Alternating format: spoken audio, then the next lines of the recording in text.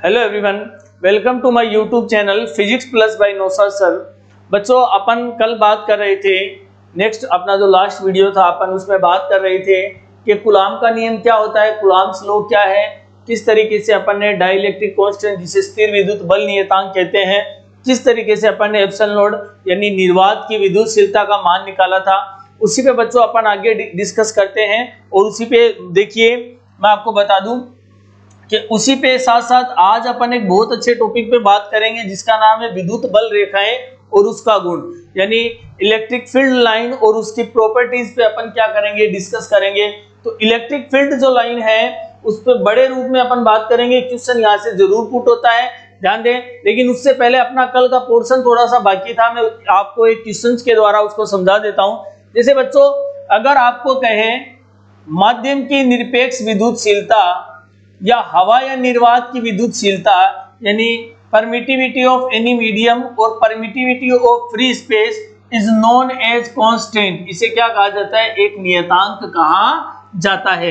तो अगर आप माध्यम की निरपेक्ष विद्युतशीलता निकालेंगे तो वो आएगा के एप्सिलॉन नोड। अगर बच्चों में आपके एक उदाहरण से अगर आपके सामने रखूं इसको, तो देखिए, माना रबर की विद्युतशीलता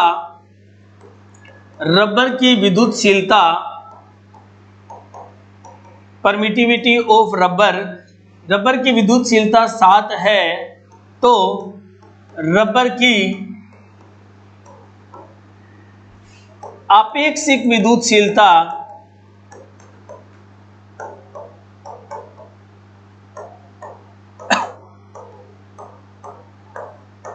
ज्ञात करो। देखो बच्चों, एक चीज यहां ध्यान देने की जरूरत है कि मैंने लिखा था epsilon upon epsilon naught is equal to K, या आप इसको क्या लिख सकते हैं, epsilon R, relativity of free space. तो एप्सिलॉन एम जो आपके पास आएगा वो एप्सिलॉन आर एप्सिलॉन नोड आ जाएगा, ये भी ध्यान देने जरूरी बात है। या फिर मैंने अभी आपको बताया था कि एप्सिलॉन एम बराबर क्या आ जाएगा, के एप्सिलॉन नोड। तो बच्चों देखिए, आपको दे रखा है के का मान, जो आपको दे रखा है वो कितना दे रखा है, 7 दे रखा है, यानी के आपके पास कितना है, 7 है। अगर मैं बात करूं एप्सिलॉन नोड की तो वो आपके पास कितना है, 8.85 मल्टीप्लाई में 10⁻⁻12 coulomb square upon newton into metre का स्क्वायर। तो अपन क्या करेंगे, एप्सिलॉन एम बराबर, यानी माध्यम आपको दे रखा वो रबर है, वो कितना जाएगा, एप्सिलॉन नोड मल्टीप्लाई में के। तो एप्सिलॉन एम बराबर आपके पास आएगा 7 गुणा 8.85 गुणा 10⁻⁻12 coulomb square upon newton into metre का स्क्वायर। इस तरीके से बच्चों अपन देखेंगे, अगर मैं इसको मल्टीप्लाई करूं आपके सामने तो देखिए 8 का टेबल अगर आप क्या करेंगे, 5 टाइम बोलेंगे तो 7 5 जा 35 का 5, 7 8 जा 56 और 3 59 पॉइंट। अगर 7 8 जा 56 और 5 कितने हो गए, 61 मल्टीप्लाई में 10⁻⁻12 coulomb square upon newton into metre square. ये बच्चों क्या है, माध्यम की क्या है, ये बच्चों माध्यम की क्या है, मतलब विद्युतशीलता है। तो ध्यान दे बच्चों, माध्यम की विद्युतशीलता की अपन बात कर रहे थे, अपन ने ये सब निकाला किसके द्वारा है, कूलम्स लॉ के द्वारा निकाला है। F बराबर के Q1 Q2 अपॉन R का स्क्वायर, जो कि कल का अपना टॉपिक था। मैंने आपको बताया था दो स्थिर बिंदु आवेशों के बीच लगने वाले आकर्षण या प्रतिकर्षण बल का मान उन दोनों आवेशों के परिमाणों के गुणनफल के समानुपाती तथा बीच की दूरी के वर्ग के व्युत्क्रमानुपाती होता है, जहां से आपको ये क्या मिला था, K, जिसे क्या कहा गया है, एक नियतांक कहा गया है। आज बच्चों इस पे एक दो अपन न्यूमेरिकल करते हैं और उन न्यूमेरिकलों पे अपन डिस्कस भी करेंगे कि देखिए किस तरीके से क्वेश्चन है वो पुट होता है माध्यमिक शिक्षा बोर्ड के अंदर। देखिए, जैसे मान लो आपके सामने एक क्वेश्चन है कि वायु में परस्पर 1 मीटर की दूरी पर रखे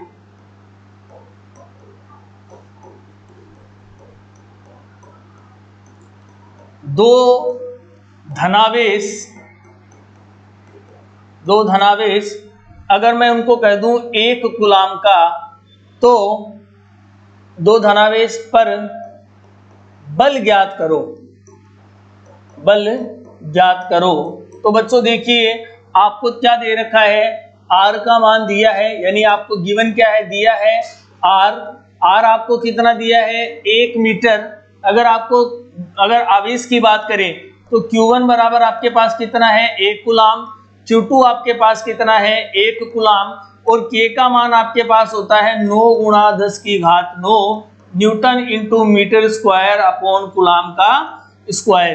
तो बच्चों आपके पास जो फॉर्मूला है उस फॉर्मूले से अगर अपन सोल्व करेंगे तो देखिए F बराबर K Q1 Q2 upon are square, बल का मान ज्ञात करना है। ये कल अपन ने पढ़ा था कूलाम का नियम, ये अपन ने क्या पढ़ा है, कूलाम का नियम। तो F बराबर 9 गुणा 10 की घात 9। Q1 का मान आपके पास कितना है, 1 है, तो आप क्या लिखेंगे 1। और Q2 का मान भी आपके पास कितना है, 1 है। और R का मान भी कितना है आपके पास, 1 है, तो 1 का स्क्वायर कर दिया। तो F बराबर ओवरऑल आपके पास आएगा 9 गुणा 10 की घात 9 न्यूटन। ध्यान दे बच्चों, ये जो मान आया है ये किसका मान आया है, वायु में परस्पर 1 मीटर की दूरी पर रखे दो धनावेशों के मध्य क्या आया है, बल अपन ने ज्ञात किया है। न्यूमेरिकल का पैटर्न बहुत इजी रहता है, बहुत इजी तरीके से माध्यमिक शिक्षा बोर्ड के अंदर न्यूमेरिकल आते हैं, बशर्ते आपका कॉन्सेप्ट है वो बहुत अच्छे से सही होना चाहिए। अगर आपने कॉन्सेप्ट अच्छे से लगाया है तो आप बहुत अच्छी तरीके से इन क्वेश्चनों को अटेम्प्ट कर सकते हैं और अटेम्प्ट करने के साथ आपके आंसर है वो भी सही आएंगे। आपको डरना नहीं है, घबराना नहीं है, सिर्फ वैल्यू पुट कीजिए। फॉर्मूला बेस्ड क्वेश्चन आते हैं, फॉर्मूला बेस्ड क्वेश्चन में आप वैल्यू पुट करेंगे तो आप इजी गोइंग उसका आंसर दे सकते हैं। देखिए बच्चों, एक दो क्वेश्चन और थोड़े अच्छे लेवल के कराते हैं तो आप थोड़ा सा और आपको अच्छा लगेगा कि भाई ये डाउट क्लियर हो गया। देखिए जैसे मान लीजिए आपके पास क्वेश्चन है, दो आवेशों के मध्य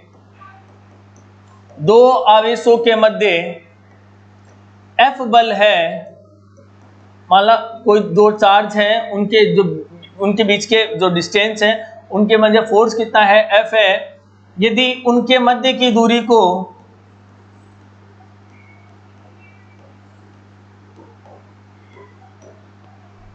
आपने क्या किया है, यदि उनके मध्य की दूरी को 3 गुणा कर दिया जाए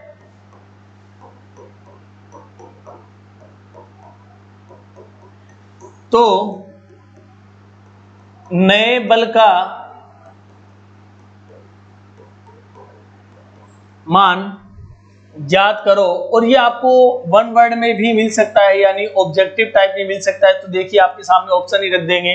पहला ऑप्शन है मान लो F, दूसरा आपके सामने ऑप्शन है F/3, तीसरा ऑप्शन आपके पास है F/9 और चौथा ऑप्शन आपके पास है F/27।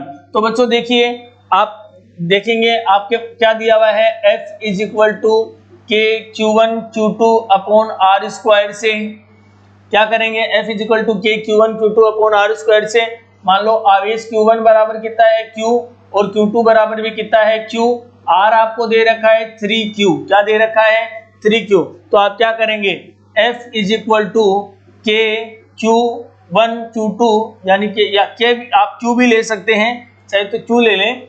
F = K Q square upon 3R का होल स्क्वायर। तो F = कितना आएगा आपके पास, जो F डैश ले लेते हैं, F dash = K Q square upon 9, 3 का स्क्वायर करेंगे तो कितना आएगा, 9R का स्क्वायर। ये जो आपके पास आया है बच्चों, आप इसको क्या ले सकते हैं, F। तो आपके पास जो F आएगा वो F डैश कितना आएगा, F डैश आपके पास आएगा F डैश = F/9। इस तरीके से आपने देखा कि आपका जो ऑप्शन थर्ड है वो सही है। तो आपने क्या देखा, यदि दो आवेशों के मध्य F बल लग रहा है, यदि उनके मध्य की दूरी को 3 गुणा कर दिया जाए तो नए बल का मान ज्ञात करो। इसी तरीके से बच्चों एक क्वेश्चन और मैं आपको दिखा देता हूं। देखिए, यदि दो आवेशों के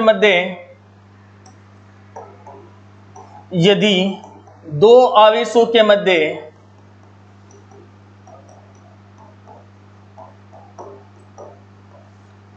F बल लग रहा है, यदि आवेशों को दुगना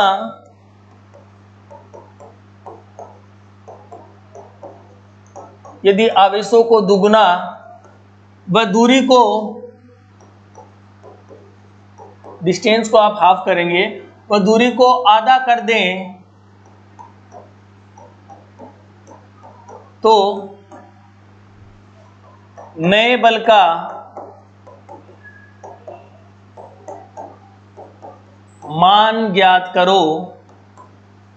देखो बच्चों, आपने क्या किया है, Q को आपने क्या कर दिया 2Q, Q1 को आपने क्या कर दिया 2Q, Q2 को आपने क्या कर दिया 2Q, R आपने कितनी कर दी है R/2। तो अब देखिए F is equal to K Q1 Q2 upon R का स्क्वायर। तो F इज इक्वल टू, आपके पास K तो K है ही है, आप क्या करेंगे, Q1 की वैल्यू कितनी है 2Q, Q2 की वैल्यू कितनी है 2Q, अपॉन R की वैल्यू कितनी है R/2 का होल स्क्वायर, R/2 का होल स्क्वायर। देखिए बच्चों, R/2 का होल स्क्वायर है, अगर आप इसको सोल्व करेंगे तो F is equal to 4K square upon R/4, R square by 4, 4 को ऊपर भेजा तो F is equal to F dash कितना आएगा, F dash is equal to 16KQ square upon R का स्क्वायर। या इसको क्या लिख सकते हैं 16K Q1 Q2 upon R का स्क्वायर, या इसको क्या लिख सकते हैं 16F। तो जो बल का मान है बच्चों वो कितना हो जाएगा 16F हो जाएगा। इस तरीके से आप क्या कर सकते हैं, बल का मान भी ज्ञात कर सकते हैं। ये कूलॉम के नियम से रिलेटेड अपन आपको न्यूमेरिकल करा रहे थे। मैंने आपको पहले भी कहा था कि कॉन्सेप्चुअल न्यूमेरिकल है, या कॉन्सेप्चुअल जो कॉन्सेप्ट जिन पे लगते हैं उस तरीके के न्यूमेरिकल आते हैं। वैल्यू पुट कीजिए और आपका आंसर एकदम सही से निकल जाता है। एक क्वेश्चन देखिए, डिजिट वाला देता हूं मैं आपको, जिनमें कुछ अच्छी सी वैल्यू दी गई हो। जैसे मान लो यदि दो आवेशों के मध्य दूरी 30 सेंटीमीटर है, यदि 30 सेंटीमीटर है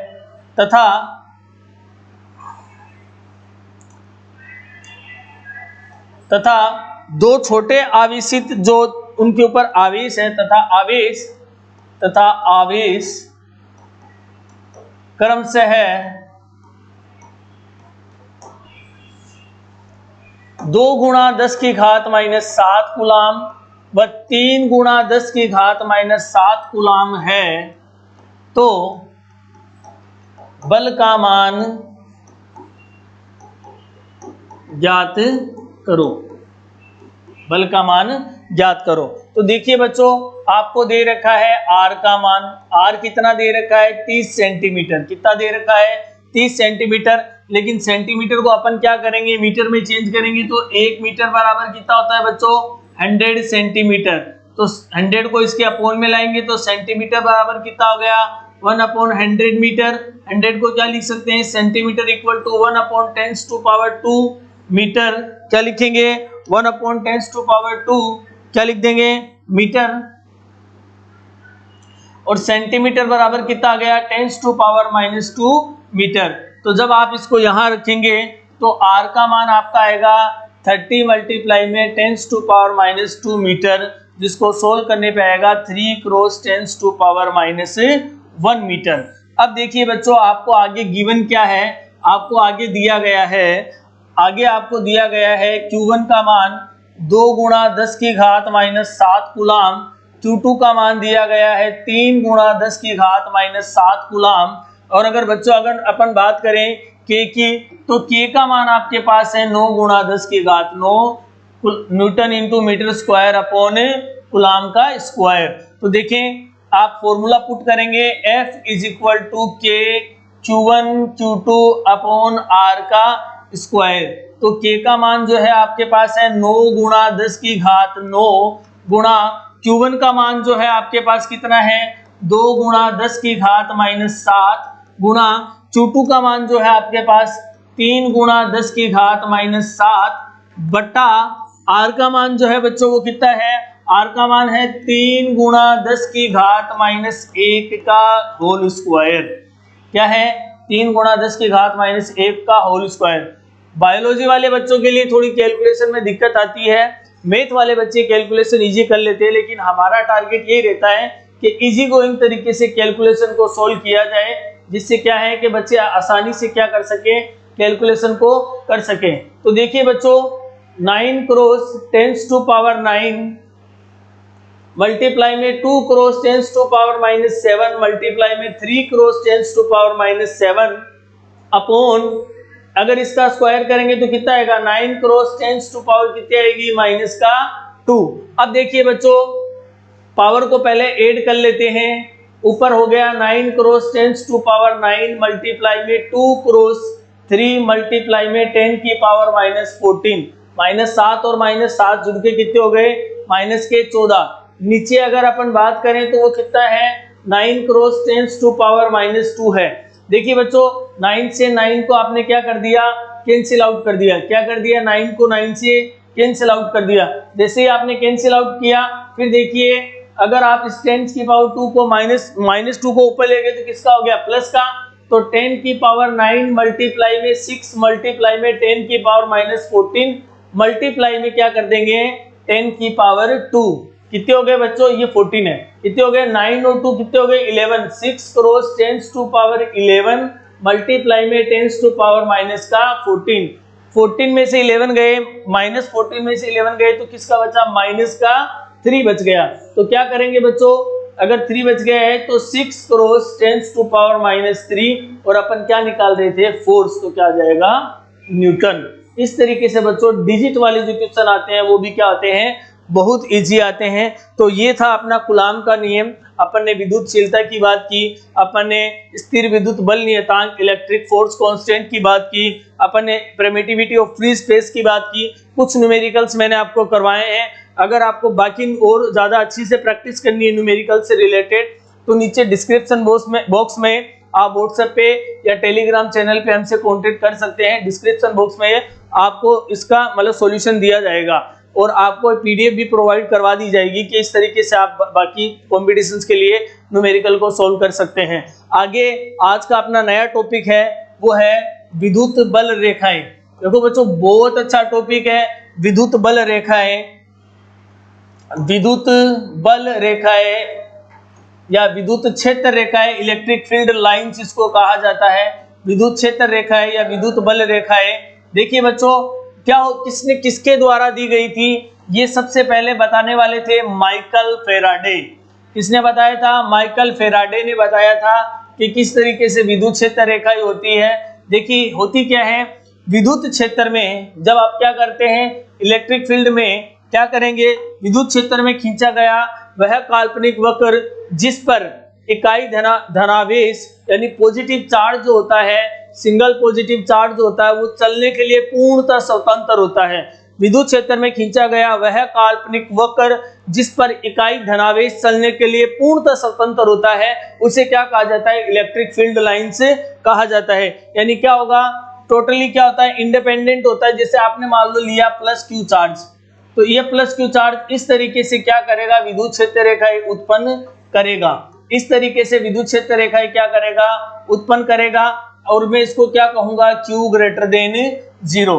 ये इस तरीके से क्या करेगा, अपनी क्षेत्र रेखाओं का प्रसार करेगा। अगर आपके पास क्या है, माइनस Q है, तो ये क्या करेगा, इस तरीके से विद्युत क्षेत्र रेखा इसके पास में आएगी। तो ये बेटा क्या है, मतलब विद्युत क्षेत्र रेखाओं को दर्शाने का मतलब तरीका है कि किस तरीके से इकाई धनावेश क्या होता है, पूर्णतः स्वतंत्र होता है। और ये क्या होता है, Q लेस देन क्या होता है, 0 होता है।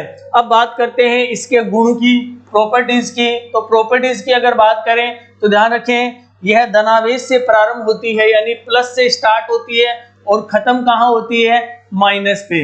विद्युत क्षेत्र रेखाएं धनावेश से प्रारंभ होती है, ऋण आवेश पे क्या होती है, समाप्त होती है। यानी कि क्या करेगी, प्लस से स्टार्ट होगी और कहां तक जाएगी, माइनस की तरफ चली जाएगी। ध्यान दे बच्चों, विद्युत क्षेत्र रेखाएं, सबसे इंपॉर्टेंट पॉइंट इसका, विद्युत क्षेत्र रेखाएं हमेशा कैसा वक्र बनाती है, ओपन कर्व बनाएगी। विद्युत क्षेत्र रेखाएं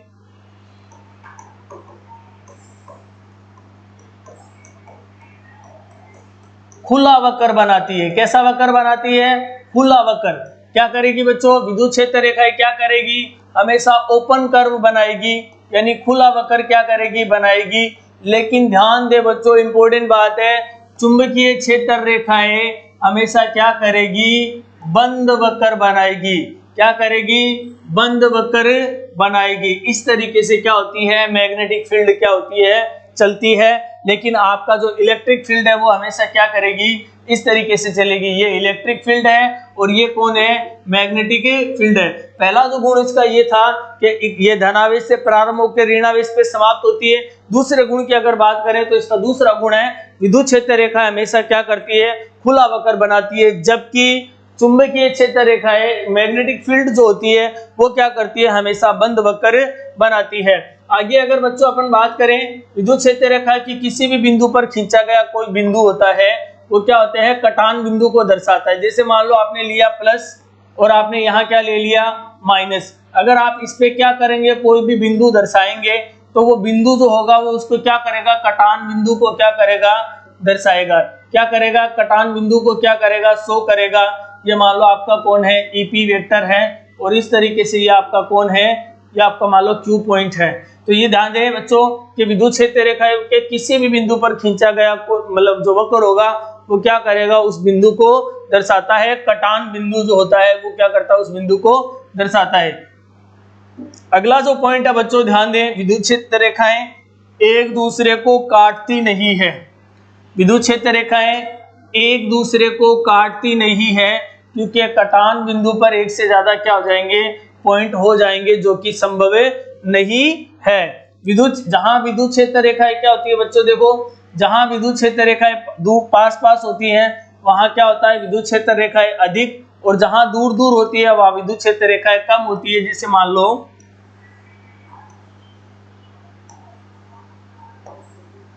ये मान लो कोई पॉइंट ए है, ये मान लो कोई पॉइंट बी है। तो देखिए पहला केस की अगर बात करें तो ई ए बराबर क्या हो सकता है? E B. दूसरे केस की बात करें तो ई ए ग्रेटर देन क्या होगा? E B. तीसरे केस की बात करें तो क्या होगा? ई ए लेस देन क्या होगा? E B. और चौथे केस की अगर बात करें तो क्या होगा? None of these. तो बच्चों देखिए मैंने क्या कहा है, विद्युत क्षेत्र जहां विद्युत क्षेत्र रेखाएं पास पास होती है वहां विद्युत क्षेत्र अधिक, और जहां विद्युत क्षेत्र रेखाएं दूर दूर होती है वहां विद्युत क्षेत्र क्या होता है? कम होता है। तो इस तरीके से देखिए यहाँ इलेक्ट्रिक फील्ड आपको ज्यादा दिखाई दे रहा है और बी बिंदु पर कम दिखाई दे रहा है। तो इसका मतलब ई ए बड़ा होगा किसकी तुलना में? ई बी की तुलना में। बच्चों आज के लिए इतना ही, बाकी बात करेंगे अपने नेक्स्ट वीडियो में। आप लाइक शेयर और सब्सक्राइब जरूर करें और नेक्स्ट वीडियो के लिए हमारे चैनल से जुड़े रहें। Thank you so much.